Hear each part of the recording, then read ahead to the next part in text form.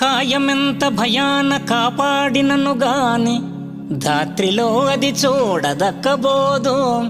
ఏ వేళ ఏ రోగమెమరించును సత్వమందంగజేయునే చందమునను.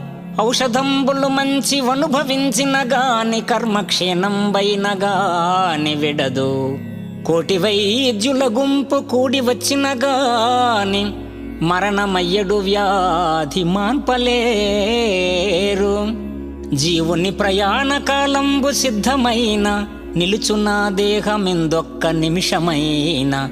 భూషణ వికాస శ్రీధర్మపుర నివాస దుష్ట సంహార నరసింహ దురిత దూరా.